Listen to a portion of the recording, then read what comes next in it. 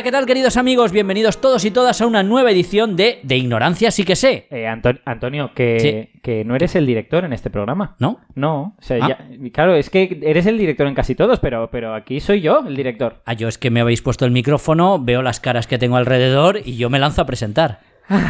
Bueno, ya no hay forma de salvar esto, así que efectivamente estamos en De Ignorancia sí que sé, y efectivamente hay una voz que no suele estar en este De Ignorancia sí que sé. Voy a presentar a los otros dos ignorantenautas, a los que ya conocéis y ya imagináis que están aquí.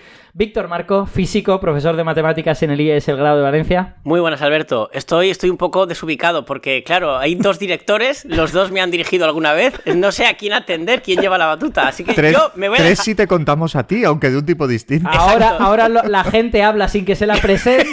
Perdón. Esto es el caos. Y así es como muere el programa. La anarquía total y completa. Muy buenas, Javier Vargas. Muy buenas, ¿cómo estáis? Hoy vamos a hacer un programa muy particular, como el patio de mi casa.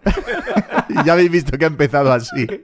Bueno, y tenemos a una voz más, como ya hemos escuchado, que es, seguramente casi todo el mundo le ha reconocido, es Antonio Rivera, es el director de podcast como A Ciencia Cierta, súper veterano, uno de los mejores podcasts de ciencia en español, Oscilador Armónico, no tan veterano, pero también muy bueno, y hoy viene no en calidad de estas cosas, sino en calidad de profesor. Porque Antonio también da clases en el programa de mayores de la Universidad CEU, Cardenal Herrera, y también da clases particulares, que es de lo que vamos a hablar hoy. ¿A ti te gustan clases particulares o clases de repaso, Antonio? ¿Qué prefieres? Pues nunca me lo he planteado. No sé si es una pregunta así trascendental, decirlo de una forma o de otra. Clases particulares. Es que, claro, puede haber clases de repaso que no sean particulares. Efectivamente. Entonces yo diría clase de repaso, quizás. Vale. Sí. O sea, ¿tú las clases que das son en 1 contra 1 o...? A día de hoy la mayoría sí, vale. Pero claro, ha habido épocas en las cuales he dado clase en academia y que he tenido pues a varios alumnos a la vez. Entonces ahí ya particulares ya no cuadraría, pero bueno, creo que siempre se ha llamado más particulares, ¿no? Pero sí, yo creo tradicionalmente sí. Bueno, de eso es de lo que vamos a hablar hoy. O sea, con este es el capítulo número 42 y hemos hablado de muchas cosas de educación de la física y las matemáticas. Gran número el 42, ¿eh? Efectivamente. Sí, me habéis llamado para el 42, claro. ¿Eh? Antonio, eres la respuesta a el universo, Soy el 42, eso no lo sabía yo, ¿eh? Bueno, antes que nada, gracias por invitarme, evidentemente, a este podcast que tantos seguidores tiene, comunes a otros podcasts míos, porque sé que muchos oyentes de A Ciencia Cierta o de Oscilador Armónico son también oyentes aquí, hemos hecho la broma al principio, pero no sé si voy a saber estar en vuestra posición, porque es que he estado con todos vosotros dirigiéndoos tantas veces. Exacto. Estoy hasta sentado en un sitio distinto, sin llevar los mandos, estoy un poco raro, pero bueno, venga, vale. Bueno, muchas gracias, Antonio. Nada, hombre, gracias a vosotros. No, es que realmente la cosa que pasaba es, nos hemos dado cuenta de que llevamos mucho tiempo hablando de educación, pero no hemos hablado de esa otra educación, esas cosas paralelas que algunas personas tienen y otras personas no, y que han sido importantes en la formación de muchos, por ejemplo, en la mía. Entonces, yo he pensado, ¿a quién conozco que dé clases particulares? Y me parecía absurdo invitar a ninguna otra persona que no fuese alguien de los más experimentados ante un micrófono, como eres tú. Sí, de su experiencia algo tengo del micrófono, sí. Exacto. Algo. Entonces, bueno, de esto vamos a hablar hoy. Vamos a hablar de las clases particulares, de si son una bendición, de si son una molestia, de si probablemente pueden ser las dos cosas, según cómo se hagan. Entonces, para abrir fuego, cuéntame primero sobre ti, Antonio. ¿De qué materias das clases de repaso? ¿Cómo te iniciaste en este mundillo? Pues me inicié como creo que casi todo el mundo cuando da clases particulares, o sea, por necesidad. Ajá. Creo que es un recurso al cual todos los que hemos estudiado algo o tenemos la capacidad más o menos de enseñar o de ayudar a alguien, pues llega un momento en el cual a lo mejor tu vida no te manda por ahí y nunca te lo planteas, pero puede haber un momento en el que digas, ostras, ¿y ahora qué hago?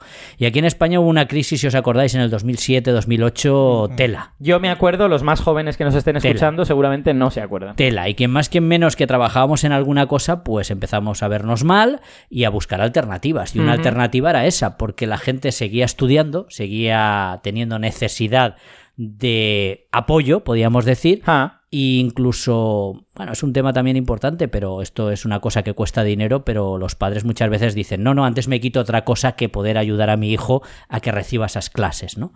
Y bueno, a partir de ahí, pues por amistades, oye, ¿me puedes ayudar? Conocí a una dueña de una academia, empecé en la academia, a partir de ahí, a la que me di cuenta, era mi actividad más importante durante toda esa crisis. Y a día de hoy, pues sigo más o menos teniéndolo como una de esas cosas a las cuales cuales te agarras para ir sobreviviendo, que son importantes. ¿Las clases particulares fueron antes o después de tu trabajo en medios de comunicación? Pues espera, un poquito después. ¿Poquito después? Sí. Vale. O sea que durante un tiempo incluso simultaneaste una cosa y la otra. Sí, muchas veces. Digamos, en los medios yo empecé en el 2005 aproximadamente y las clases sería 2008, 2009, ya en plena crisis. Sí. Bueno, yo voy a aprovechar este momento para decir que yo he dado clases particulares durante un montón de años. Yo creo que empecé como a los 15 años o algo por el estilo y continué dando clase hasta la época de la universidad y creo que Víctor y Javi también deben de haber hecho algo parecido, ¿verdad? Sí, además, un poco como tú, nosotros hacíamos como grupos de trabajo en clase y cuando las clases eran de física o de matemáticas, como que el encargado de contarle al resto era yo. Y estábamos ahí en pequeños grupos en casa de un amigo y... O sea, tú das clases particulares a los de tu clase. Sí, básicamente. Mira, eso algunas. es una cosa interesante. Luego ya... Pues, ¿cobrabas? No, ahí no. Vale. Ahí lo llamábamos grupos de estudio, pero básicamente el papel como profesor era prácticamente el mismo. A pequeña escala y con una cercanía distinta, pero... Fue un tiempo de foguearse en un ambiente, digamos, menos neutro que un ambiente profesional, ¿no? Sí, correcto. Yo empecé como Javi, dando clase a compañeros, y luego descubrí que la gente pagaba por esto. Así que decidí empezar tímidamente a pedir dinero, ya a gente fuera de mi instituto, y a los 17 y 18 años, y ya empecé. Y yo recuerdo los primeros años de carrera de montarme bastantes clases y mi imperio de clases, porque yo vivía en una urbanización ahí perdida en La Cañada, ¿Sí? y daba muchas clases. Y tristemente estuve dándolas hasta los 30 años. ¡Wow! Porque cuando a los 26 empecé a dar clase, empecé de interino y las abandoné y dije, yo ya he metido la cabeza en la enseñanza pública, y entonces vinieron los recortes en el 2008, 2009 y tuve que volver a dar clases porque me quedé sin trabajo, porque no me llamaban de interino. Y luego ya cuando saqué la plaza dije, sí, ahora sí ya, se acabó. Es algo parecido a lo que yo estaba contando, Sí, la exacto. necesidad, o sea, a ver, luego te puede gustar y conocer, a lo mejor yo tengo alumnos que pues a lo mejor los conozco desde hace 7, 8 años y conocí al hermano y hay una amistad con los padres y ya es un poco que va algo más allá de un negocio, por así decirlo, ¿no? Y sigues a lo mejor ayudando, pero hubo momentos en los cuales, como tú decías, la necesidad te hace buscar más. Luego es cierto que volví y di clases de oposiciones, que fue, los oyentes sabrán que estuve un periodo en Madrid, en el SEPIE, y por no perder contacto con la enseñanza decidí dar clases online de clases particulares, pero sobre las oposiciones, porque era algo nuevo. Ahí no me hacía falta el dinero, pero digo, quiero ver qué es estar del otro lado y poder prepararme un temario más potente. Estuve un par de años y dije, se acabó. Bueno, vidas paralelas, como podéis observar.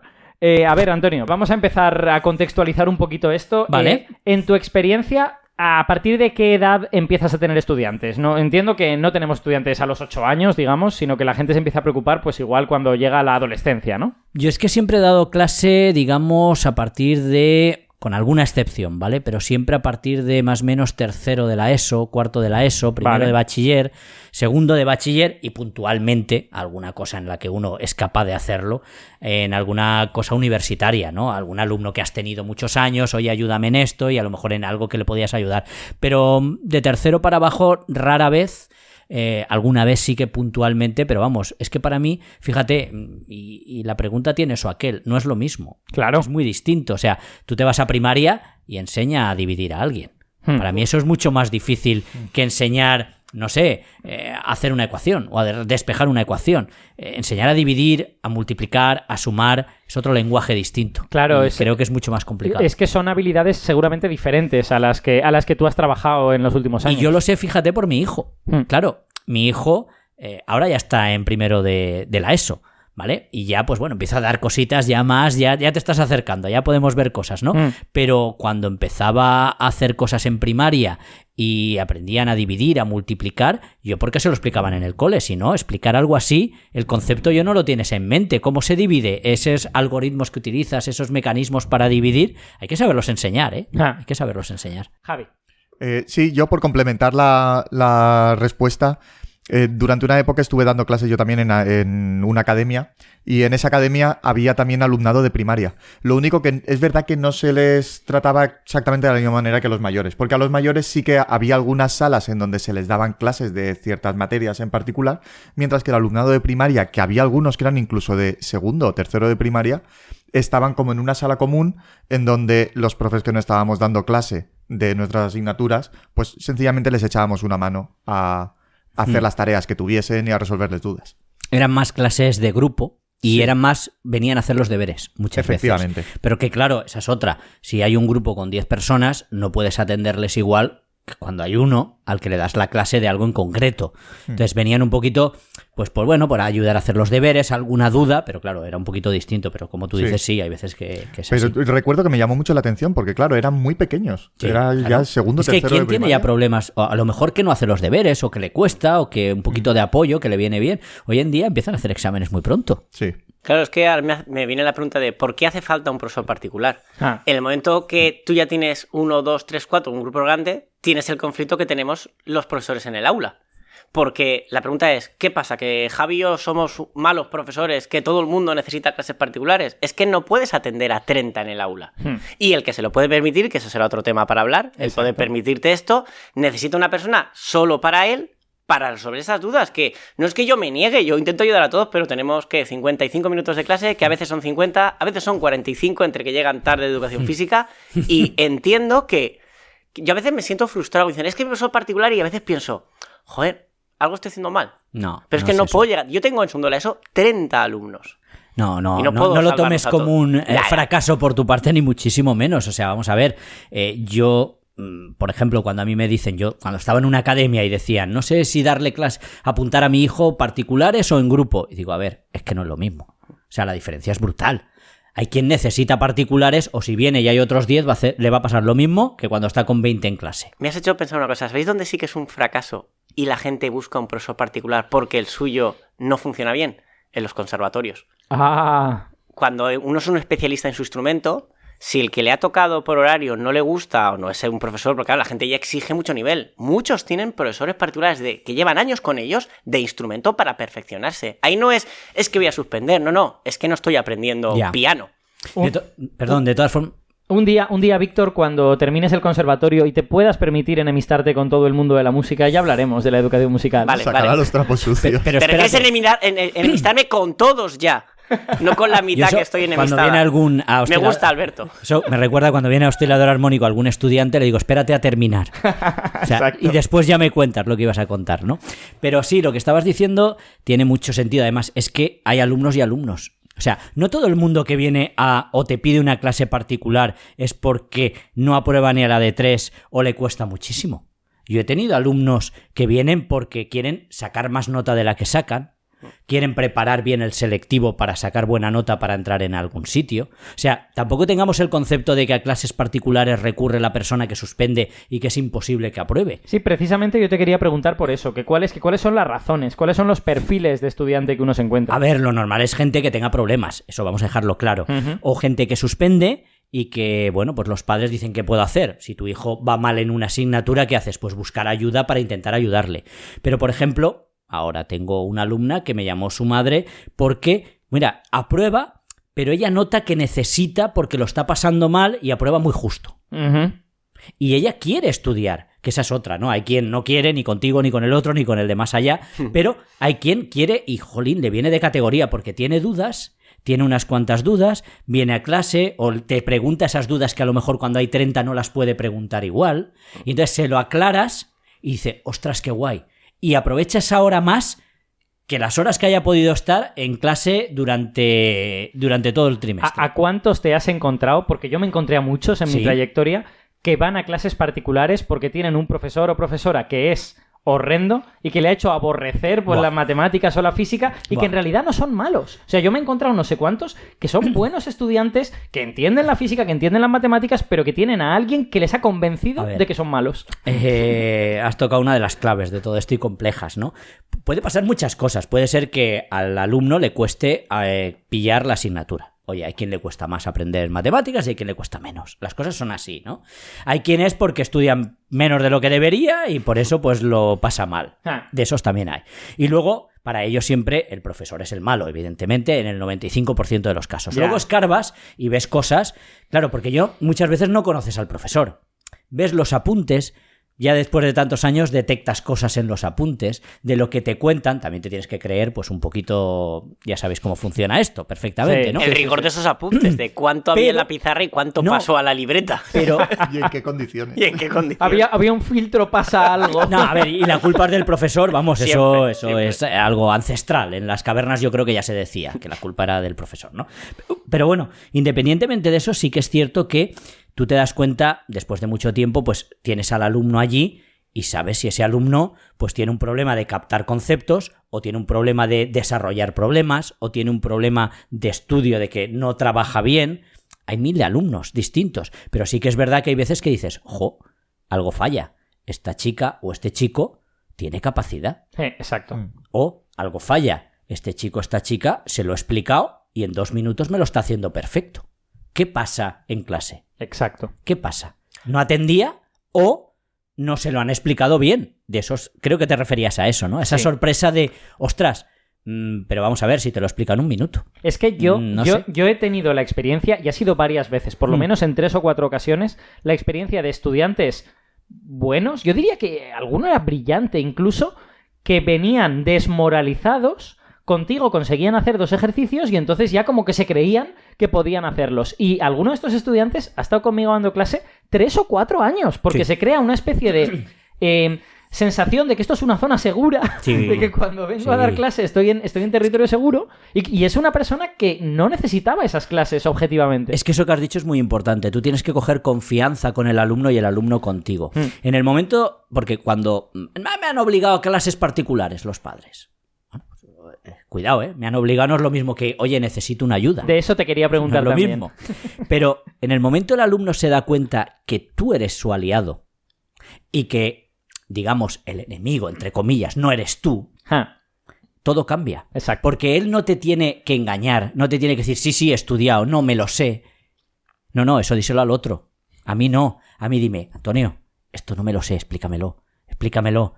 Y entonces, cuando eres el aliado que no tiene vergüenza de decirte, oye, no estudiaste, no, mira, esto no me lo sé, esto no tal, ahí cambia todo, porque se hace un poco, estás para ayudarle. Esto también tiene un arma de doble filo, Porque por otro lado es, no hago ni caso en clase y viene Antonio y me lo explica. Sí, efectivamente. También existe.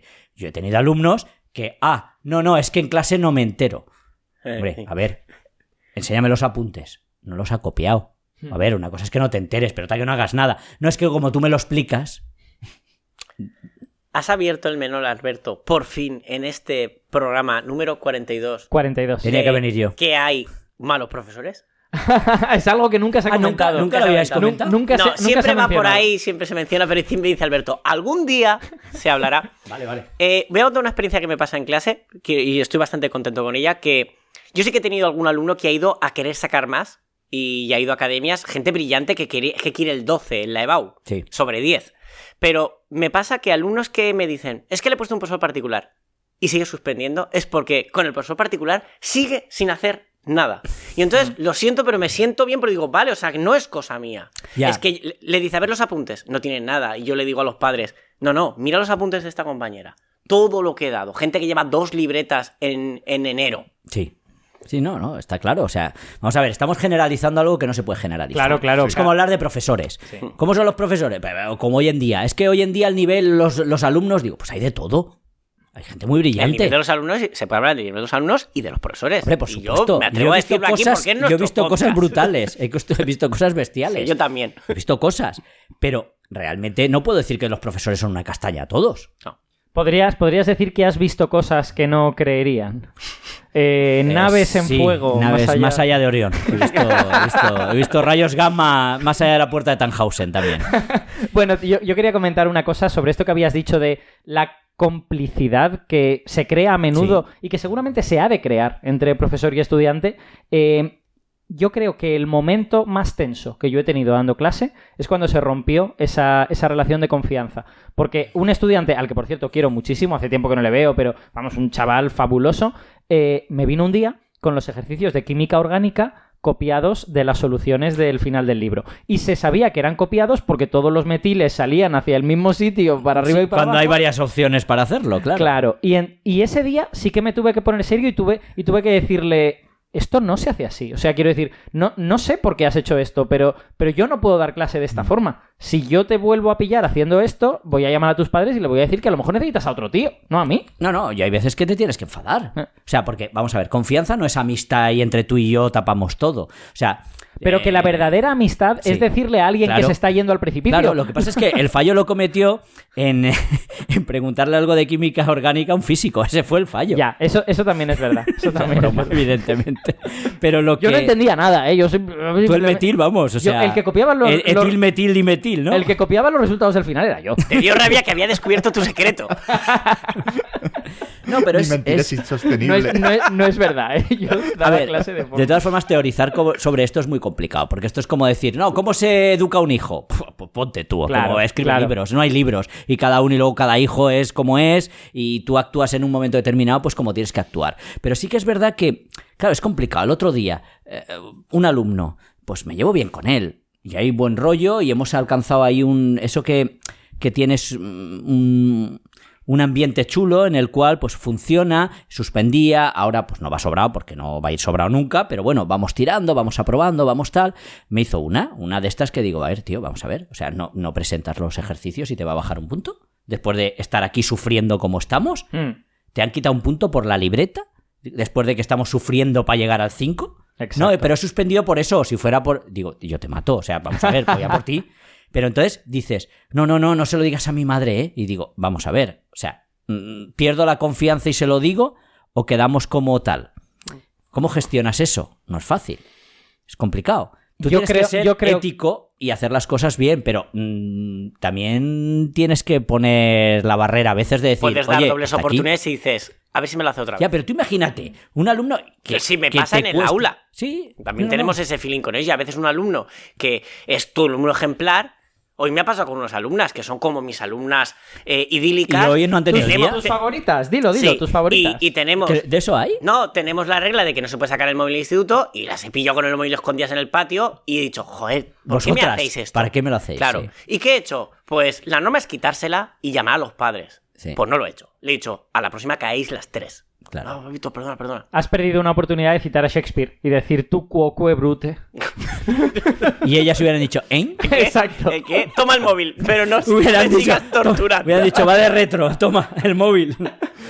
Bueno, tengo una pregunta sobre algo que ha mencionado Antonio, que es ¿cuántas veces es el estudiante el que dice necesito algo extra y cuántas veces son los padres? Porque yo me he encontrado de ambas, ¿eh? Me he encontrado estudiantes muy mentalizados, pero me he encontrado a otros que tenían la sensación de que venían obligados. Lo que no te sé decir el porcentaje, pero lo que te puedo decir es que el porcentaje de éxito en el caso de que ellos vengan porque quieren es mucho más grande que cuando vienen de impuestos. Claro. Eso seguro. Porque en el fondo lo que quieren es aprender además, o no. Está muy bien que un alumno sea consciente de que tiene dificultades, de que le cuesta una asignatura o que el profesor no se lo explica bien. Si es que te lo acepto, puede pasar. Y entonces decir, ostras, estoy sufriendo, estoy sacando 4, estoy suspendiendo. Oye, mamá, oye, papá, ¿por qué no buscamos una ayuda? Ostras, olé, lo que tienes, vamos, ya tienes ganado, es la confianza absoluta de decir, vale, de categoría, o sea, ya tienes medio trabajo hecho. El trabajo de coger esa... Porque él viene a que le ayudes. No viene a una clase como en el colegio que no me gusta, no, viene a algo, ¿no? Entonces, ese porcentaje no te sé decir. Yo no sabría decirte, pero yo creo que, a ver, depende de la edad, también es verdad. Ah, sí. Depende de la edad. Cuando ya tienen 15, 16, empiezan a verle las orejas Depende al de la lobo, edad. ¿no? Sobre todo hoy en día con el tema del selectivo, con el tema de las notas, ahí sí que muchos piden porque quieren sacar más nota, porque necesitan. Pero yo creo que cuando están en segundo de la ESO, tercero de la ESO, es más difícil que un alumno diga necesito, aunque hay, aunque hay. Bueno, sí, pero yo creo que en esos niveles la mayor preocupación es no tanto que les cueste, que obviamente también los hay que les cuesta, pero a lo mejor ellos no son tan conscientes y la mayor preocupación es el que no quiere hacer. Entonces, cuando el que no quiere hacer necesita una ayuda, claro, los padres le imponen esa ayuda y entonces él no lo ve, la clave está en que no lo ve como una ayuda. Claro, el que lo ve como una ayuda lo va a aprovechar. Claro. El que no lo ve como una Cuesta ayuda y mucho lo ve como romper una eso. hora más, o sea, por la mañana llevo 6 horas haciendo y encima tengo 1 hora más de esto, pues si por la mañana no hacía. Si esto es muy fácil, hasta en la clave. Si un alumno no quiere o no está a gusto o está impuesto el que reciba una clase particular, te va a costar muchísimo que aproveche esa clase. Pero muchísimo. Porque eres el malo. Exacto. Eres el malo. Eres el cardenal Richelieu. Eres el que mira lo que me han puesto y hará tal y tendría que estar no sé cuántos y hará tal. Entonces, que se abra, pues no cuesta coger una confianza para que él se dé cuenta de que tú tal. Y entonces, yo creo que ahí hace falta más psicología, muchas veces, que lo que es el dar la clase. Hay veces que a mí me ha pasado alguna vez, ¿no? De decir, mira, vamos a parar. A ver, vamos a contarnos aquí las cosas a la cara.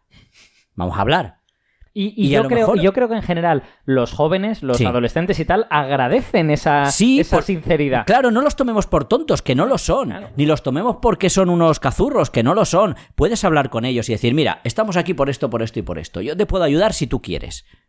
Pero vamos a ponernos los dos, no sé, estoy poniendo un caso abstracto, ¿no? Pero que hay veces que yo lo digo. Yo he tenido alumnos de que suspendían los exámenes porque se ponían tan nerviosos que era imposible. Y digo, pero si aquí lo haces bien. Entonces digo, tú necesitas otra cosa. Más allá. Y he tenido alguno, pero que era alucinante, ¿eh? Pero me pasó una vez y tengo una chica grabada aquí hace más de 10 años que hacía los problemas de química de segundo de bachiller, pero vamos, como si fuera a toda leche. Pero le sacaba yo de selectivo de tal. Y yo decía, bueno, ¿y qué le explico? Y suspendía. Y suspendía porque afrontaba los exámenes. Y ella me decía, es que me pongo tan nerviosa, pero es un caso muy puntual a lo mejor, ¿no? Pero es que, y me decía, venía con un compañero también, y decía, es que se pone a temblar, pero vamos, como si le pasara algo. Y digo, tú necesitas un psicólogo. Claro, necesitas... Pero en el buen sentido, te lo digo. Claro, hay que gestionar eso. Su ansiedad. Claro, es un caso muy particular y muy especial, lo que queramos, ¿no? Porque, claro, cuando uno lleva muchos años también es que te encuentras de todo. Entonces, claro, generalizar es difícil, ¿no? En cualquier de eso, pero bueno, vosotros sois profesores y en un aula, ¿qué te encuentras? Todo. De todo. Desgraciadamente, el tema de la ansiedad y frente a exámenes y eso es cada vez una cosa más frecuente que nos encontramos muy a menudo. Pero ¿no crees que es por la propia, digamos, exigencia por las notas, por entrar, por tal? ¿No estamos un poco... no sé, hablo desde ahí, vosotros entendéis mucho más que yo, ¿no? Porque eso yo creo que también un aula es difícil de gestionar.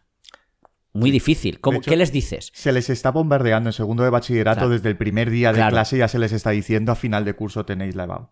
Claro. Y eso ya les pone una presión tremenda. Y hay gente que no la sabe gestionar. Pero reconozcamos que esa es nuestra herramienta para poder trabajar bien, porque a veces en segundo de bachillerato, y cuando has preguntado lo del porcentaje, a la cabeza me ha venido la pregunta de ¿cuánta gente está en bachillerato porque quiere y no obligados por sus padres? Ay. Porque tú, Javi, tienes el bachillerato de ciencias y es cierto que más gente... Yo veo que la gente que va a bachillerato, que quiere estudiar, le interese o no las ciencias, los buenos estudiantes suelen ir a ciencias. Y eso es un hecho, y lo defenderé. Y los que no saben qué hacer con su vida académica van a bachillerato de humanidades. Y yo tengo la suerte de dar los dos. Y lo veo. Y la cantidad de gente que dice, es que mis padres me obligan a estar aquí.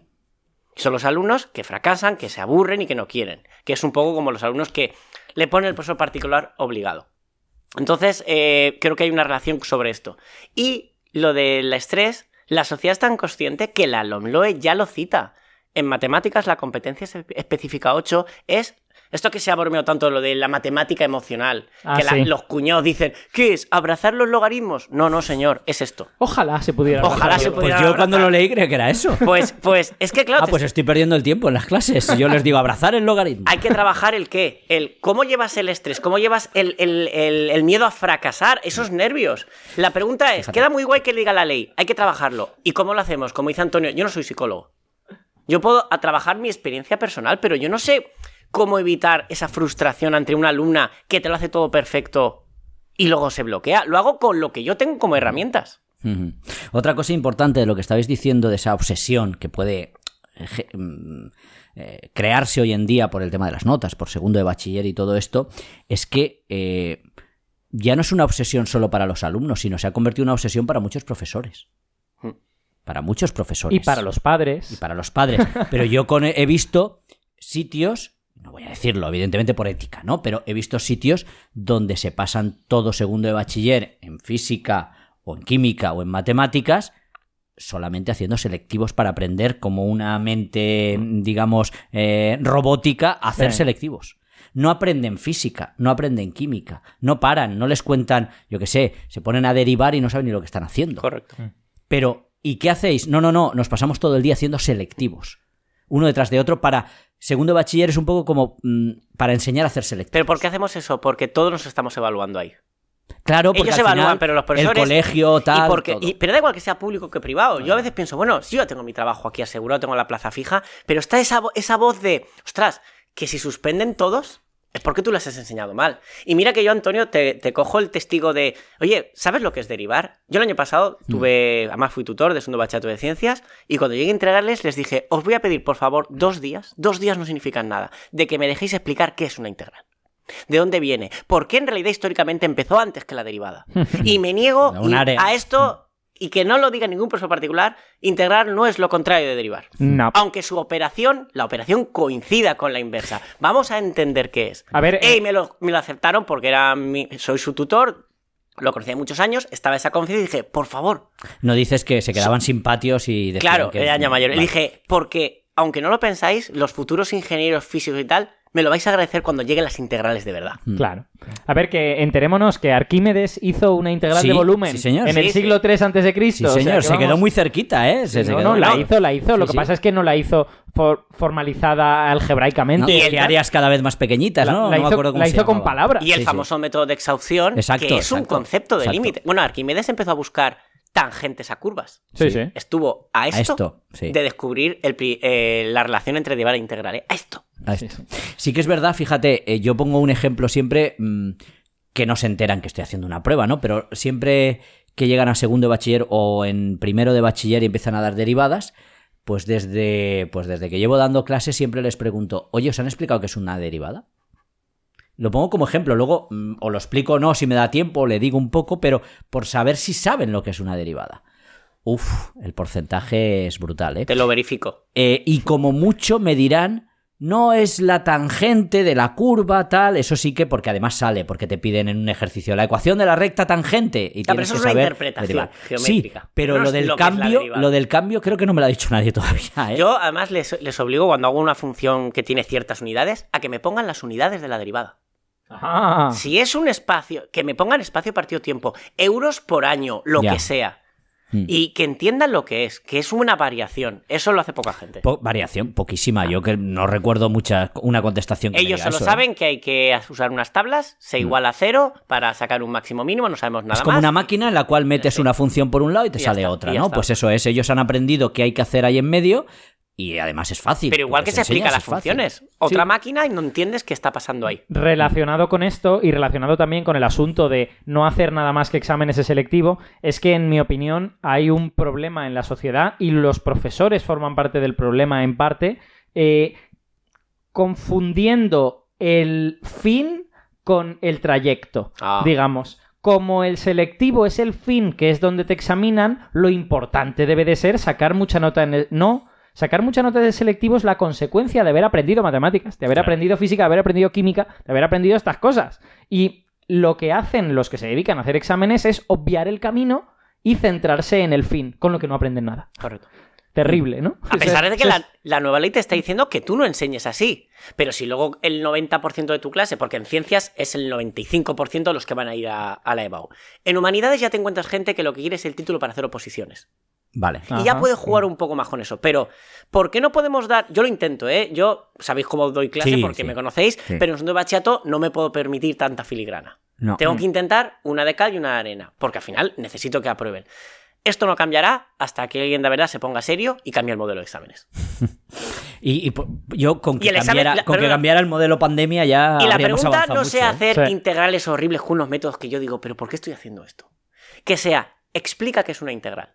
Explica históricamente cómo surge, pon un ejemplo, cómo se construye y luego, último apartado, haz esta integral. Oye, ¿y qué me decís de ese alumno que te llega, que está en segundo de bachiller, que se presenta al selectivo y que, dado que después de la pandemia tenemos un modelo de examen que te permite hacer ciertas barbaridades, en el sentido de que llega y dice, no, es que mi profesor me ha dicho que me deje el bloque de cálculo y me centre en los otros, que es más fácil sacar nota en el selectivo. Ahora ya lo han cambiado, ahora ya no van a poder. Afortunadamente, este año se acabó. Este año, pues mira, gracias porque ha sido tremendo esto, ¿eh? Han habido años. Claro, luego pasa que hablas con amigos que están en la universidad y claro, llegan los chavales y dices, ostras, es que no han dado ya no integrar, es que derivar no han dado. Claro, es que yo he tenido alumnos así, que el mismo profesor del colegio, del instituto, les decía, déjatelo. Claro, es que confundir el fin con el trayecto te lleva a pensar que aprender cosas es opcional. Claro. Y que por lo tanto puedes plantearlo estratégicamente. En el sentido de, no, las integrales no hacen falta, si son lo más difícil. Cuando el objetivo nunca fue sacar nota en el selectivo. El objetivo es aprender matemáticas o física. Como comentamos en el último programa, qué maravilla poder usar matrices en física de verdad. Claro. Y no ceñirte a, como ponen muchas veces, nunca olvidaré el año 2019, examen de sociales. Plantan una matriz de 3×3, calcula su determinante y úsalo para sacar su inversa. ¿Para qué vale eso? Para nada. Para nada. Pero en cambio, poder aplicarlo de verdad en... Además, ciencias sociales. Apliquémoslo a las ciencias sociales. Venga, señor legislador. ¿Me puede dar usted un ejemplo? Porque a mí no se me ocurre ninguno tan fácil. Entonces, te das cuenta y dices, ¿por qué están dando matrices?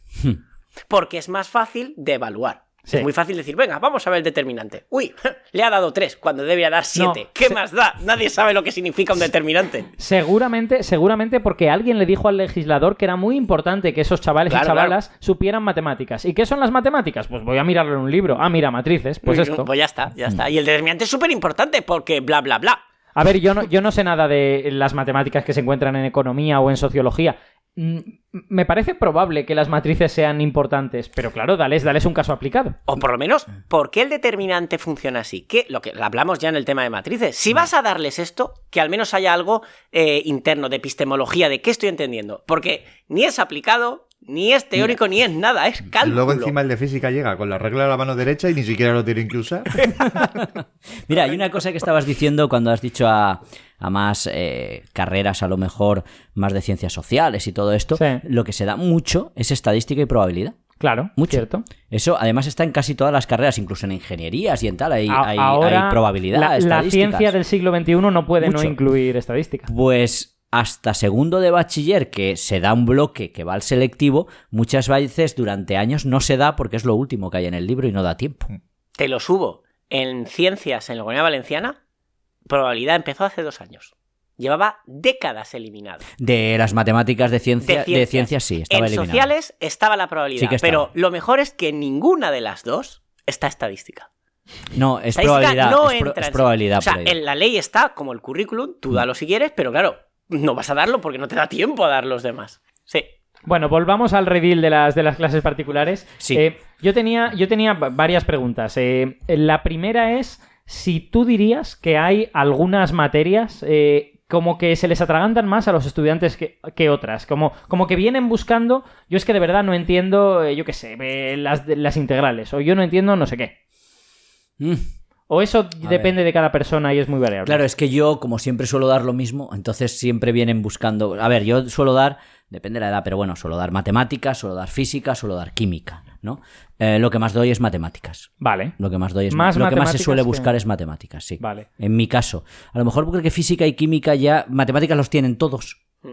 Y física y química creo que... Ahí suelen estar repartidos. Claro, porque normalmente la gente que va a carreras más tipo ingenierías, etcétera, cogen física y la gente que va a carreras más sanitarias cogen química. Entonces se reparten. Sí, pero lo que más matemáticas. Matemáticas, sin duda. Vale. ¿Y has encontrado diferencias cuando dabas clase en una academia y cuando has dado clase, digamos, vis a vis? O sea, quiero decir, no ya... Obviamente hay diferencias porque no es lo mismo tener 5 o 6 estudiantes en una academia que tener 1, sino... En el trato, en la forma de asimilar las cosas, en lo fácil o difícil que se le hacen los conceptos a los estudiantes. Yo, no sé, a ver, yo he estado en varias academias y normalmente... Es que yo, por ejemplo, dentro de la propia academia me centraba más en dar clases particulares también. Entonces ya no hay tanta diferencia. Así que de grupo he dado, pero no me gustaban. A ver, no me gustaban porque es que no puedes... Y más, fijaros lo que voy a decir. Imagínate, repaso de los mayores y tenías gente de cuarto, de primero y de segundo. Y cada uno traía, pues un día uno traía mate, el otro física, el otro tal, nada más que te preguntaban una duda. Imagínate, ¿cómo se hace esta integral? Pues no se lo vas a decir en un minuto. Como te sentaras, tenías 3 esperándote a que fueras. Así es. Entonces, claro, no lo disfrutas igual que una clase particular, ni mucho menos. A no ser que, y estas eran muy chulas, yo recuerdo a veces que cuando se juntaban 3 o 4 de la misma clase, venían... y te pedían clase de grupo para ellos 3 de una asignatura en concreto y ahí disfrutabas, porque era, yo qué sé, pues de química de pHs, pues los 3 iban al mismo clase, al mismo instituto y te preguntaban lo mismo el mismo día, mismos ejercicios, mismos exámenes. Y con 3, eso es una gozada. Es que ya estás sintiendo lo que es una clase ordinaria, pero además reducida. Hombre, vamos a ver, yo he tenido clases con 2 o con 3 así, y además gente que quería y que tenía capacidad, y ahí disfrutas, vamos, como conducir un coche de estos de alta gama. Claro, con varios en la clase, cada uno de su padre y de su madre, que tienes que estar más pendiente a ver qué hace de deberes, qué tal, que no sabe hacer nada y que todos son dudas, pues no puedes aprovecharlo igual. Por eso yo te digo que no es lo mismo, no tiene nada que ver, prefiero el vis a vis 20.000 veces antes, pero en la academia también he tenido suerte de dar clases, porque en la academia también se da particulares en una academia, también se da. Vamos a empezar a abrir la caja de las cosas, no sé, polémicas. ¿No hemos empezado todavía? No, todavía no. Vale, pues venga. Empieza cuando te pregunto qué pasa cuando tus métodos son distintos a los del profesor titular, ¿no? ¿Qué pasa entonces? Uno hace lo que el profesor titular diga, si el profesor titular da mal clase, cosa que ocurre a veces. ¿Está bien que uno se oponga? ¿Cómo está el asunto? Tú eres consciente de que hoy presentas tú, pero yo voy a presentar muchas veces más que tú, ¿no? Ya te decía que estábamos abriendo la caja de las preguntas difíciles. A ver, lo primero... Incómodas, más bien. Lo primero, el alumno se queda descolocado, ¿vale? Porque el alumno le gusta ver, digamos, como lo hace su profesor, porque tiene miedo a que su profesor no quiera verlo o que lo hagas de otra forma. Y yo a veces les digo, a ver, estás en segundo de bachiller. Vamos a ver, si tú estás en segundo de la ESO y te enseñan a hacer sistemas de ecuaciones, te enseñan los 3 métodos, te pueden exigir los 3. Te pueden decir, resuelve por reducción y este por igualación. Pero si tú estás en primero de bachiller, nadie te va a decir, házmelo por reducción. Sí. Lo harás como tú quieras, ¿no? Esto es un poco a lo bestia, pero luego hay cosas que sí que es verdad que tú las haces de una forma y hay quien las hace de otras. Por ejemplo, el otro día estaba con una chica, una función, a ver si era continua, si no era continua y tal. No, hay que dibujarla. Y digo, bueno, vale, pues si quieres dibújala. No hace falta dibujarla para hacer esto, pero si quieres... Mi profesora la dibuja y digo, a ver, pregúntaselo si quieres, porque a ver si me meto yo en un lío. Pero vamos, dice, es que sin dibujar es más fácil, me lo has explicado y ¿para qué el dibujo? Y digo, díselo, no la liemos, porque ahí sí que vamos a un tema en el cual el 99... Bueno, Estaba dándose cuenta esa chica de que el concepto de continuidad no tiene nada que ver con que existan seres capaces de dibujar. Podría existir en un mundo en el que nada pudiera ser dibujado. Además has elegido un tema muy polémico, el tema de la continuidad, ¿sabes? Sí, bueno, y no he dicho uno partido por X, no he dicho nada, vamos. Aquí ya hablamos de eso. Yo rezo que no me lo pidan ningún alumno, porque claro, ¿qué contestas? Ahí es difícil, ¿no? Pero bueno, no me meto en eso, me meto en otras cosas. Cuando tú coges y ves que lo hacen de otra forma, yo lo normal es que intento ver si tienen problemas de hacerlo de esa forma. Y veo si tienen muchos problemas, intento explicárselo de esa forma. Y cuando veo que es un problema, se lo explico de otra forma, siempre para que vean otro método para hacerlo, ¿vale? Y en ese caso, hay alguno que te dice, ¿y mi profesor me dejará? Y digo, pues pregúntaselo. A ver, dejártelo, debe dejártelo. Debe. Y me estoy mordiendo lo de la regla de 3 desde hace un rato. Estás esperando que lo diga yo. No, yo lo digo. En química me ha pasado muchas veces. En química... Es que, claro, física y química es una asignatura muy curiosa. Muy curiosa. Porque está junta como si fuera lo mismo. Claro, física y química. A ver, son cosas distintas. Tienen cosas relacionadas. Pero claro, quien da esos niveles es un físico o un químico. Depende. Puede ser una de las dos cosas. O ninguna de las dos. No suele ser un físico y químico. Suele ser una de las dos cosas. Y de hecho, bueno, lo hemos dicho muchas veces, el lenguaje en el que uno aprende física y en el que uno aprende química distinto. En la carrera es muy distinto. Muy distinto, por eso digo... Tu cabeza se construye de una forma distinta. Yo no digo en física bien, en física bien y en química mal. Claro, yo no quería decirlo, pero lo ha dicho Alberto. Hay físicos dando química fantásticamente bien y hay químicos dando física fantásticamente bien. Vamos a dejar las cosas claras. Que sí, hombre, que sí. Pero, sí, es broma pero se nota cuando son de un lado o de otro, ¿eh? Hombre, ¿eh? Se nota. Ya no es broma. Es más, subo la apuesta. El otro día estaba leyendo un artículo presuntamente de divulgación sobre un asunto químico de espines nucleares y no sé qué. Se notaba muchísimo que estaba escrito por químicos. Se nota. Muchísimo. A los químicos que nos oigan, por favor, no nos abandonéis. No. Soy parte importante del público. Para eso estamos aquí, los que hemos hecho algo de química. Se notaba, no era ni bueno ni malo. Pero fíjate, vamos a lo que hace el profesor y lo que no, ¿vale? Hay una cosa muy polémica en esto, que es, por ejemplo, hay muchos problemas de química, ¿vale? De estequiometría y demás, que tú puedes hacer o con un factor de conversión o con reglas de 3. Puedes hacerlo. Yo me saqué la carrera con reglas de 3. Ay, ay, ay. Nadie me dijo nada. Pero hay profesores, se ha puesto de moda hoy en día, que hay profesores que, o hay unas directrices que dicen que es mejor hacer los factores de conversión. Te sale una alcachofa enorme en la cual el alumno no sabe químicamente qué está haciendo, no sabe cómo funciona la reacción química, porque lo único que sabe es esto lo pongo arriba, esto lo pongo abajo, esto lo pongo arriba, esto lo pongo abajo, y no coge el concepto químico de lo que está pasando. Pero el factor te lo hace una alcachofa enorme. Yo estoy un poco en desacuerdo, ¿eh? Yo con factores de conversión sí entendía lo que estaba ocurriendo. Porque tú eres físico. No ¿vale? Era físico cuando lo entendía. Vale, no, lo que te quiero decir... pero eso te llevó a ser pero mira, físico. Te lo voy a decir por experiencia. Por experiencia. Y en esto tengo Javi mucha está experiencia. Aguantando muy pacientemente. Sí, no. De hecho, lo estoy mirando. ¿Vale? Yo hablo de lo que a mí me llega, ¿vale? Entonces, yo muchas veces me ha pasado... A mí, hay una cosa que estará de acuerdo conmigo. Un profesor no te puede decir que está prohibido hacerlo así. No te lo puedo decir. No debería. No debería. Yo lo he sufrido en mis carnes, ¿eh? Claro. Porque no es una moda actual lo de los factores de conversión. Esto, yo cuando estaba en el instituto, mi profesor decía que o se lo hacíamos con factores de conversión o estaban mal. Es que eso no te lo puede decir un ¿Puedo profesor? hacer una apreciación? Estoy de acuerdo con vosotros porque la finalidad en química es otra. En cambio, yo, con la ley en la mano, puedo prohibir en segundo de la ESO que se me haga una regla de 3. Porque el objetivo de mi tema es la proporcionalidad. Entonces sí que puedo negar este por este entre este, porque no hay un proceso cognitivo detrás de aprendizaje de la proporcionalidad. Pero os lo compro en lo vuestro, que estamos hablando de segundo de bachillerato y el objetivo no es la matemática que hay detrás. No sé si me he explicado correctamente. Sí, aprovechemos para recomendar el capítulo que dedicamos en De Ignorancia sí que sé a las reglas de 3, que está en el Pleistoceno inferior debido a... Me apoyo en lo que siempre he dicho. Matemática significa lo que se puede entender. Una regla de 3, mira, yo la uso en mi vida cotidiana. Sobre el tema, perdón. Sí. Para que veáis hasta dónde llega esto, muchas veces, muchos años, en las reuniones de coordinación de la PAU de química, se les ha preguntado a los coordinadores si mis alumnos hacen el problema con regla de 3, ¿se lo vais a dar por bueno o no?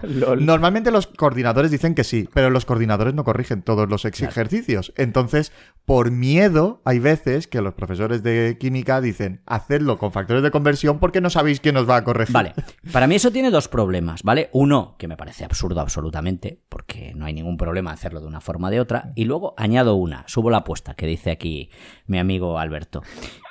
A mí me ha pasado muchas veces, y no una, cuidado, venir alumnos estudiando estequiometría y no entender los problemas y hacerlos con factores de conversión porque se lo han enseñado los factores de conversión.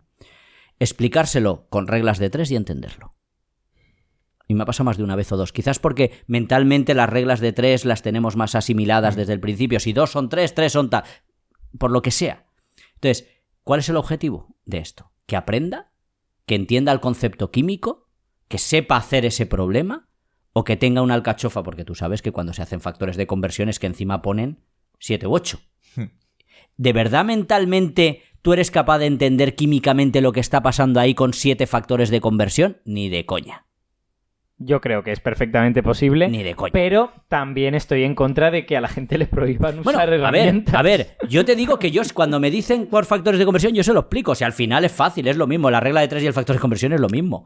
De hecho, yo le he explicado a alguno que no sabía cómo hacer los factores de conversión, hacer la regla de 3 al lado y ir poniendo los factores. Multiplicas o divides, ya está. Si es lo mismo, opino que si la operación es la misma. Si explicamos bien la proporcionalidad en la ESO, esta discusión no estaría. No. Porque usaras lo que usaras, el chaval entendería que esto es lo que era la proporcionalidad en matemáticas. Pero sí, como tampoco se explica en matemáticas bien... Pero vamos a ver. Pero aunque en matemáticas lo explicaras bien, seguiría estando el problema de que hay personas que no dejan utilizar otros métodos. A mí me parece mal. ¿Vale? Tengo que decir que con vosotros estoy que me parece mal. Cuando, repito, el fin es entender química. Claro, es que no proporcionalidad. Es que te puedo asegurar que no es una manía mía. Porque yo lo explico de las dos formas, me da igual. Pero por experiencia te digo que los alumnos, por lo menos los que yo he tenido, lo entienden mejor. El concepto de lo que pasa en la reacción de esa forma. Una reacción química, esos problemas de estequiometría, sí es muy fácil. Tú ajustas una reacción, la ajustas y los numeritos te indican la proporción de moles que reaccionan. Claro. 3 moles de esto más 2 de esto dan 1 de esto y 4 de esto. Con eso, a ti te van a marear diciendo, no te van a decir moles, te van a decir gramos. Claro. ¿Para qué? Para que tú esos gramos los pases a moles. Y luego cuando lo tienes a moles digas, pues mira, si 2 hacen 3, pues los que me han dado darán no sé cuántos. Y luego me volverán a marear diciendo, pero no te pregunto moles, te pregunto el volumen. Y hay otra forma que te lo relaciona. Ese es el problema de estequiometría. Eso, con esa lógica de esto se pasa a esto, haces esta fórmula, pasas a tal, se puede entender. Esto, si tú no lo explicas muy bien el factor de conversión, se convierte en, no, pero es que tengo que dividir por 0,082 y aquí multiplicar por tal, porque esto va arriba, esto va abajo siempre, esto va tal, y no entienden lo que están haciendo. Es mi opinión. No, me parece un debate interesante, pero pasemos de tema. Sí. Ya te decía yo que habíamos abierto la caja de los truenos. No, a ver, yo he dicho mi opinión respetando todas las... A mí lo único que no respeto es cuando dicen prohibido. Eso no lo respeto. A partir de ahí una u otra, cada profesor o cada alumno. No, pero tengo una pregunta más específica en este sentido. Venga. ¿Te ha pasado que un estudiante te diga, vale, Antonio, lo entiendo de esta forma, pero me dicen que en el examen tengo que hacer esta cosa? Sí. Vamos a aprender a hacerlo de esta manera, por favor. Me ha pasado de alumnos que dicen que tienen prohibido hacer la regla de 3. Uh-huh. Vale, la regla de 3 es polémica, pero tengo otro, no tan polémico porque no es tan famoso, pero hay conflicto entre profesores y particulares y profesores, ¿no? Vale. Cuando llega un alumno y te dice que tiene que pasar de número periódico a su expresión en fracción, ¿no? Ah, bueno, vale. Y sé por dónde vas. Tantos 9 como claro, tal y tantos ceros como tal. Mis primeras clases de cada septiembre siempre es ¿qué significa la palabra matemáticas? Y significa, que lo he dicho 1000 veces en este programa, lo que se puede entender. Si mi objetivo es entender el concepto de número racional, que tiene dos expresiones, decimal o fracción, tengo que entender un proceso lógico para pasar de una a otra. Y el truquito que yo lo olvido cada vez, de tantos 9 en el denominador como cifras periódicas, yo eso no lo hago. Si explico esto, explico un proceso lógico para ver que puedo transformarla. Y les prohíbo el truquito de los 9. ¿Por qué? Porque para eso entonces no hago este ejercicio. Yo quiero que entiendan por qué 0,3 periodo se puede poner como un tercio. ¿Qué opinas? Pues que nunca me he encontrado ningún profesor en este caso que no utilice el truquito. Nunca. Que no lo use. No. Ya te mandan unos cuantos alumnos míos.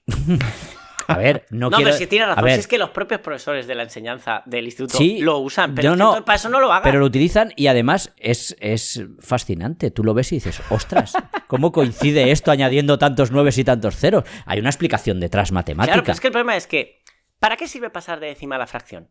En el sentido práctico, para nada. Porque en la vida real en ciencia tú vas a cortar y vas a truncar. De hecho, lo haces al revés, si acaso. Claro, entonces, si lo vas a hacer es porque tú quieres demostrar una equivalencia entre dos expresiones, que de verdad los dos son racionales. Entonces, si no la estás demostrando, para eso no lo hagas. Mira, hablando de eso, pero hay veces que te sorprendes para bien, porque parece a veces que estamos aquí criticando, que cada tal. Nunca estamos criticando. En este programa nunca hemos hecho eso. Yo he visto cosas últimamente que me sorprenden y me pilla muy cerca, ¿vale? Porque es con mi hijo. Ostras, viendo, porque está empezando, claro, a hacer mínimo común múltiplo y todas estas cosas y tal, pues yo qué sé, pues el otro día decía, no, nos ha dicho que para hacer lo de la fracción no hace falta que sea el mínimo común múltiplo, con que sea un común múltiplo, ya está. Y yo dije, dice, si os veis muy mal, los multiplicáis y utilizáis ese número. Y dije, claro. Qué bonito. Hace una descomposición factorial y en vez de ir por orden desde el 2 para arriba, no lo hacían por orden. Y digo, te han dicho, y dice que da igual. Y digo, claro. Y de hecho, es eso. Cuando era un 10, cuando era un múltiplo de 10, lo primero que hace es poner 2 por 5 y lo divide por 10. Y yo hago así y digo, he visto luz. He visto luz. No sé, te digo por cosas que a veces dices, ostras, ¿por qué tiene que ser el mínimo común múltiplo? Y si no, es que está mal. ¿Cómo que está mal? Si da igual. Claro. Tú tienes que entender que te falta un múltiplo. Y luego, mira, si coges el mínimo, te evitas faena. A ver, el mínimo te evita faena. Pues como le digo a mi hijo, simplifica, que es más fácil cuando el número es más bajo. Pero no le puedes decir que está mal si no utiliza el mínimo. Y me ha múltiplo. encantado la descomposición porque yo llevo ya unos años explicando. Les doy 100. Y digo, como juego, dime dos números que den 100. 100 es 2 por 50, vale. ¿El 2 lo puedes seguir descomponiendo? No. Venga, el 50. Claro. Y desgranas todos sus múltiplos. Y ya los tienes. Luego los agrupas como potencias, pero se hace lo de la rayica. Para descomponer estás dividiendo. Y luego tienes que volver a montarlo. No tiene ningún sentido. Solo para que salga ordenadito de primero todos los doses, todos los treses. Y le preguntas, ¿y por qué esos números? Y no lo saben. Cuando de la otra forma entiendes que cuando no puedes desgranar más es porque llegas al ladrillito, que es el número primo. No, pues para que veas que hay cosas, por cierto, que no se me vaya, una cosa que estarán de acuerdo los profesores particulares que me oigan o los que han dado clase, lo más difícil, ¿sabes cuál es el alumno más difícil para darle clase? A ver, ¿cuál? Tu hijo. Ay. Eso es difícil. Corroboro. Es dificilísimo. Y lo digo por experiencia de muchos, no sabía que Javi iba a decir lo mismo. Pero increíble. Qué difícil es, pero de decir, o sigo dándote clase o dejamos de ser hijo y padre, porque vamos, es tremendo. Yo me maravillo de la paciencia que tengo con 30 personas en clase. No, y lo que me cuesta y yo que le doy a mantenerla en muchos casa con profesores, hay a muchos alumnos y no les hablo igual, yo también me lo reconozco, pero es que ellos tampoco me tratan igual, o sea, es alucinante. Vale, Es tengo alucinante. una pregunta relacionada con eso, Vale. que es... Antonio es padre, Javi también es padre, aunque lo que pasa es que son más chiquitines los tuyos. Se lo voy a preguntar a Antonio. ¿Qué pasa si cuando tu hijo tenga 14 o 15 años va a regular? ¿Qué vas a hacer? ¿Vas a buscar un profesor particular? ¿Le vas a dar clase tú? No, mira, mi hijo, por ahora va bien, pero siempre ha tenido problemas con el inglés, por ejemplo. Ajá. Y viene una chica y le da inglés. Vale. No hay ningún problema. O sea, Además, mi hijo le viene bien, está encantado y además el inglés es importante, lo dan toda la vida. En las demás, pues bueno, por ahora estoy yo cubriendo. Mira, ayer estuve con fracciones y con sumas y tal, ¿no? Ajá. Por ahora, pues vamos tirando, le va bien en matemáticas y tal. Y a lo mejor yo he dado clase a muchos hijos de matemáticos. Claro, porque llega un momento, que es lo que estamos diciendo, dice, quiero que sea mi hija, que siga siendo mi hija, que acabamos mal, que es verdad. O sea, porque un hijo no te va a hablar nunca igual que a un profesor. Sí, Y tú no le vas a hablar nunca igual que a un alumno. eso es así. Y ahí creas un conflicto que flipas. Pero esto lo Sí, extendemos y hay- a la familia. Y hay otro punto En más, general. que es que muchas veces los chavales tienen problemas para contener sus emociones y se pasan toda la mañana conteniendo las emociones en el instituto o en el colegio. Pero contigo no. Cuando llegan a casa, que es un espacio seguro, ahí es como que es su momento de desfogue. Entonces, a poco que le digas, van a saltar mucho antes de lo que saltarían en cualquier otra Sí, sí. situación. O sea, la chica hasta que viene dice, joder, es que tu hijo, es que una educación y hablando y una tranquilidad y todo quiere ir a trabajar y tal. Digo, anda, narices, cuando me pongo yo con él y está torcido, estamos torcidos. Y mi hijo no es torcido, pero para que entendernos que es Pero complicado. aquí empezamos a hablar de relaciones entre padres e hijos, Claro, más que de es estas cosas, Es ¿no? que es el problema, Sí, pero sí. bueno, si por ejemplo mi hijo tiene problemas en matemáticas o en física en un futuro o estudia esas cosas, pues no dudaré evidentemente en recurrir a alguien si yo no puedo hacerlo o si prefiero que siga siendo mi hijo, evidentemente. Yo creo que es un tema de relaciones familiares. Porque yo no tengo hijos, pero le doy clase a mi hermano y a mi madre. Ah, Yo le he dado clase Y a mi que era madre. más difícil. A mi madre le doy clase de piano. Ah. vale. Porque empezó con el piano y yo a veces le refuerzo. Y creo que es un tema de relaciones familiares. Es complicado. Porque también por parte de tú como profesor dices, tienes menos paciencia.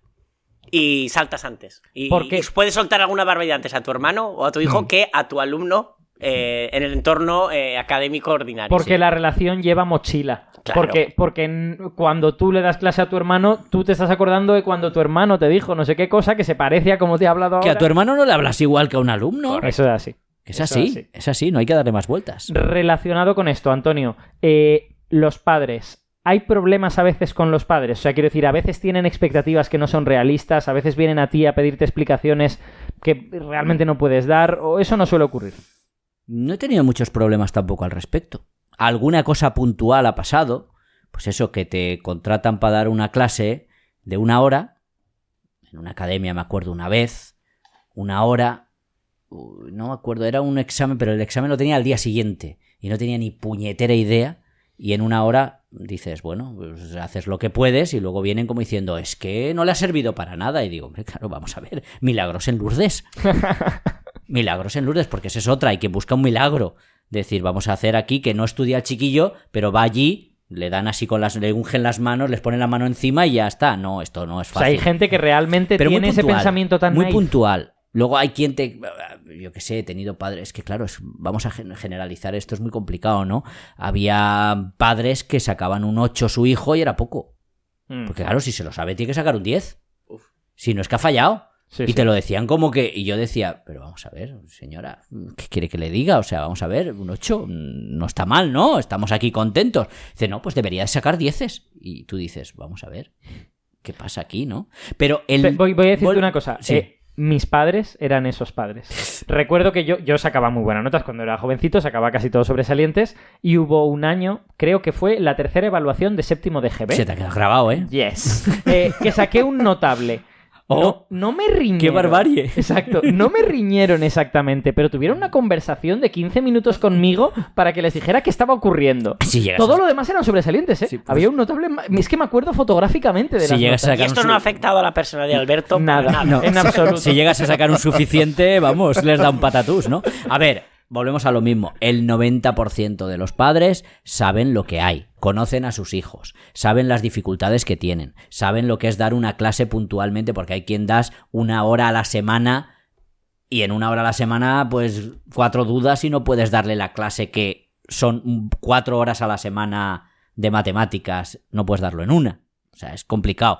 Pero el 90% yo no he tenido problemas. O sea, más que nada agradecimiento. Normalmente, además, es algo muy... Es agradecido. Cuando tienes suerte de que funciona y de que tal, yo tengo alumnos que los veo mucho tiempo después, pero mucho tiempo después, y mola, cuando te dicen, ostras, tío, gracias a ti luego estudié tal. Dice, no, gracias a ti, al final lo has sacado tú, ¿no? Claro. Pero mola que tengan ese recuerdo de ti ahí puesto, aunque fuera un curso, unas clases, algo, eso es muy chulo. Y los padres, normalmente es muy buena la relación. ¿Y qué pasa con los otros? Los que no han conseguido el objetivo, los que no consiguieron aprobar, los que no consiguieron, yo qué sé, pues en el selectivo sacar no sé qué. ¿La relación se mantiene igual de bien? ¿Vuelven a ti o digamos, eligen coger a otro a lo mejor? A ver, lo que pasa es que muchas veces pierdes el contacto y hoy en día, ves, es una cosa que también es importante, hoy en día muchas clases se dan online. Sí. Entonces, claro, pierdes el contacto, no es alguien que conozcas y digas, ahora va otro profesor. Pues oye, no lo ves. Entonces, si está online, tú le das, desaparece o ya no me interesa y contratan a otro, no, tú no lo sabes, ¿no? Ya. Pero, a ver, es que esto es... Yo se lo digo muchas veces a los padres. Cuando empiezas una clase, dices, a ver, yo por experiencia creo que puede funcionar, pero a lo mejor no. Pero no funciona porque no conectamos, porque no, por lo que sea no funciona, pues tan amigos, hasta aquí, ni yo voy a perder el tiempo ni tú vas a perder dinero. ¿Para qué? Lógicamente. ¿Para qué? Y oye, te llaman con toda naturalidad, oye, que mi hijo no cuadra, que no tal. Gracias a Dios no me ha pasado, ¿vale? Pero puede pasar que no cuadra, que no tal. Oye, pues tan amigos, has hecho lo que deberías de hacer. Tú vas a un restaurante, si no te gusta vas a otro, no pasa nada. Y no vas a ponerle verde al del restaurante, no pasa nada. A mí, fijaos, os voy a contar una experiencia que es... O sea, yo en general parece que he tenido suerte o he dado bien clases o lo que sea y me han aprobado prácticamente todos. Pero un chico que es de los últimos a los que di clase cuando estaba en el doctorado y que, por cierto, era... Como persona me parecía fabuloso. Pero yo creo que objetivamente las matemáticas no eran lo suyo. O no le gustaban, o no tenía las habilidades necesarias, lo que fuera. La cuestión es que no conseguí que aprobara. Pero lo que sí conseguí es, en las clases de física, cuando le conté el tema de termodinámica, entendió perfectamente la entropía. Hasta pues no es fácil, que ¿no? Es lo más difícil. Lo más difícil. O sea, claro, era el tema más difícil de física. Y yo le estoy explicando esta cosa y estaba llegando al final. La verdad es que no recuerdo cuál era. Y entonces él se anticipó y me dijo, claro, y entonces esto es así y aquello es así. Y yo, pero bueno... Pero esta es una persona con la que no estoy consiguiendo sacar resultados. Pero es que hay otra cosa muy importante en esto que estás diciendo. Tú le puedes enseñar al alumno y puede entender hacerlo, pero luego hay que saber hacerlo, ¿vale? O sea, en matemáticas yo siempre les digo, tienes que saber cómo hacerlo y luego hacerlo bien. Tú puedes saber cómo se hace un problema. Sí, sé hacer ecuaciones, pero me pongo a hacerla y me equivoco. No es que no sepas hacer ecuaciones, pero te puedes equivocar en un signo, cualquier cosa, ¿no? Pero yo muchas veces les digo, a ver, yo te voy a explicar el tema que estés dando para que tú te puedas poner a estudiar y a aprobar. O sea, yo no te voy a hacer aprobar. Con lo que yo te doy aquí esta hora que yo estoy, o esta hora y media, o lo que yo esté, si no lo trabajas luego tú, no te vale. Entonces, ahí tú te vas o cortas el ordenador y depende de ellos. Y los padres tampoco son tontos. A ver, tú le has dicho esto se hace así, ahora el examen que lo tienes dentro de 3 días, ponte a estudiar. Pídeme problemas, yo te los mando, pero haz problemas, estudia, si no, no te sirve con la clase. Ya sé hacer esto. Ya sé hacer esto, ahora trabájalo. Si no lo trabajas, puedes tener un problema o puedes suspender, pero claro, es que ahí ya no estás encima del todo el día haciéndolo. Y eso, yo les digo... Yo te puedo ayudar, pero aprobar vas a aprobar tú. Eso es importante. Sí. Tengo una última pregunta que es también de las difíciles. A ver qué me cuentas aquí. Ay, venga. ¿Qué pasa con cómo se cobra todo esto. Porque quiero decir, todos sabemos que legalmente para hacer una actividad económica uno debería ser autónomo, pagar seguridad social y todas estas cosas. Y sabemos que mucha gente cobra y ha cobrado en negro. E incluso me pregunto, ¿tendría sentido que alguien de 16 años que está dando clases particulares, alguien de 12, fuera autónomo? Quiero decir, todas estas preguntas dentro de lo mismo. Yo todo esto no lo puedo contestar sin la presencia de mi abogado. Entiendo, yo tampoco en realidad. A ver, vamos a hablar de suposiciones, ¿no? Exacto, vamos a hablar de personajes hipotéticos. Genéricos. No hablamos de nosotros, evidentemente. No, bueno, mira, en este caso sí que es verdad que como yo doy clase en el CEU, estoy dado de alta de autónomo de educación y dentro de lo que cabe, pues es legal dentro de otras cosas que hay por ahí. Pero bueno, ¿quién no ha hecho cosas a lo largo de su vida en ese sentido? Como tú dices, con 17 años ponte a dar clase y que te pones a facturar. Claro. Lo que pasa es que hay un problema y es verdad. Claro, más allá de... Habría que regularizarlo de alguna forma. No sé cuál es el método, pero claro, ir a una clase y hacer una factura...